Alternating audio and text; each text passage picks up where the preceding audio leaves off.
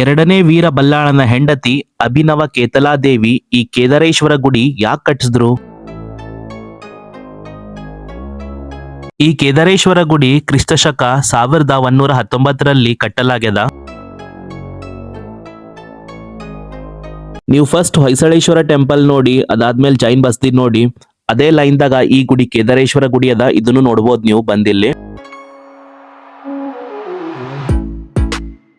ನಮಸ್ಕಾರ ಎಲ್ರಿಗೂ. ಇದು ಅದ ನೋಡ್ರಿ ಹಳೆಬೀಡುದಾಗಿರೋ ಕೇದಾರೇಶ್ವರ ಗುಡಿ. ನೀವು ಹಳೆಬೀಡು ಬಂದ್ರಿ ಅಂತಂದ್ರ ಮೊದಲು ಹೊಯ್ಸಳೇಶ್ವರ ಗುಡಿ ನೋಡಿ, ಆಮೇಲೆ ಜೈನ್ ಬಸ್ದಿ ನೋಡಿ, ಅದ್ರ ಮುಂದೆ ಹಂಗೆ ಬಂದ್ರಿ ಅಂತಂದ್ರ ಈ ಕೇದಾರೇಶ್ವರ ಗುಡಿ ಅದ.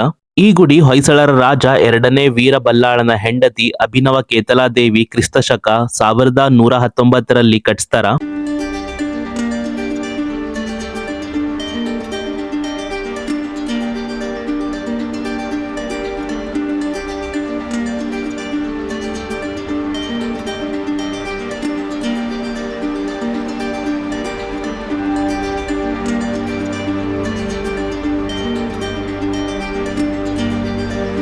ಈ ಗುಡಿ ಯಾಕೆ ಕಟ್ಸಿದ್ರು ಅಂದ್ರ, ಹಿಂದಕಿನ ಕಾಲದಾಗ ನಾರ್ತ್ ಇಲ್ಲ ಸೌತ್ ಕಡೆ ಟ್ರಾವೆಲ್ ಮಾಡ್ಬೇಕಾಗಿತ್ತು ತೀರ್ಥಯಾತ್ರಾ ಸಲಕ್ಕಿಂದು.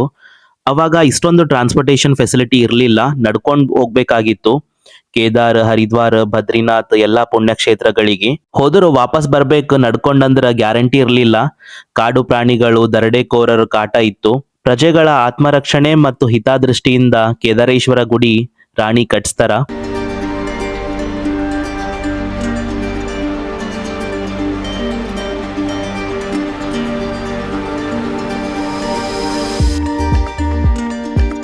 ಈಗ ಇದು ಕೇದಾರೇಶ್ವರ ಗುಡಿ ಕ್ಲೋಸ್ ಅದ ರೀ, ನೋಡ್ಬೋದು. ಗುಡಿ ಕ್ಲೋಸ್ ಅದ ಅಂದ್ರೂ ಹೋಗಿ ನೋಡ್ತೀನಿ ಏನಂದ.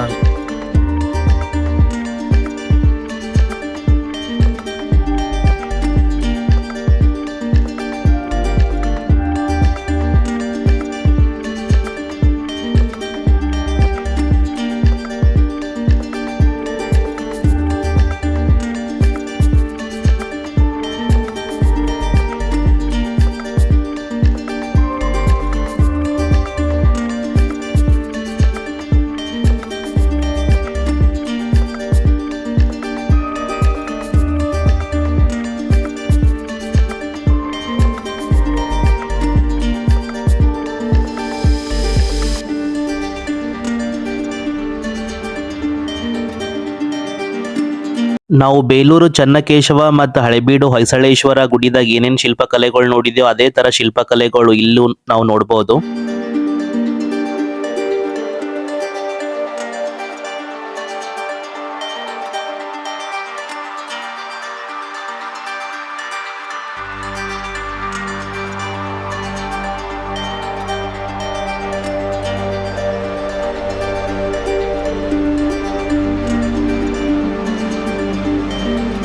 ಬೇರೆ ಹೊಯ್ಸಳರ ಗುಡಿಗಳನ್ನ ನೋಡಿದ್ರ ನಕ್ಷತ್ರ ಆಕಾರದಲ್ಲಿತ್ತು, ಇದು ಕೂಡ ಸೇಮ್ ನಕ್ಷತ್ರ ಆಕಾರದಾಗೆ ಅದ.